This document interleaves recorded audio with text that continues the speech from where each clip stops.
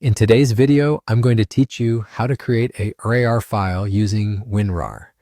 If you've ever needed to bundle several files or folders into a single compressed package to save space or make sharing easier, a RAR archive is a reliable choice.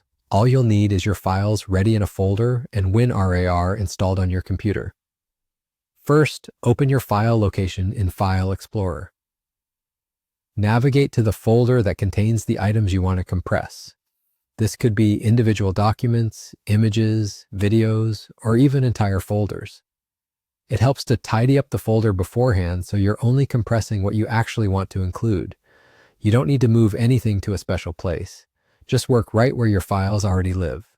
Next, select the files and folders you want to turn into a RAR archive.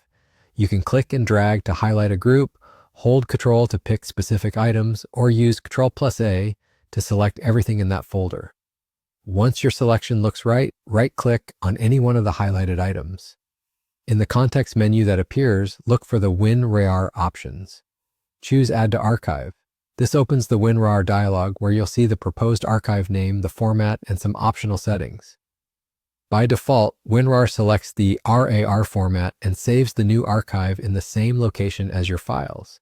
If you're happy with that, and for most people the defaults are perfect, simply click OK. WinRAR will immediately start compressing your selection.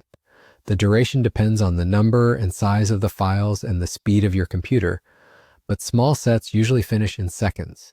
And that's it. You're done.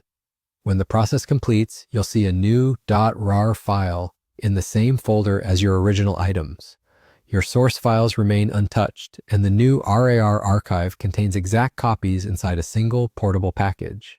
You can double-click the RAR file to preview its contents, send it as an email attachment if it's within size limits, or upload it to cloud storage for easy sharing.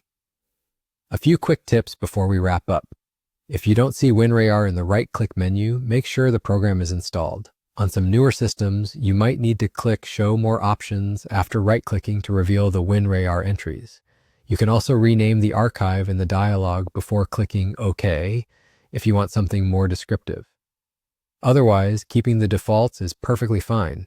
That's all you need to create a RAR file using WinRAR. Simple, fast, and tidy.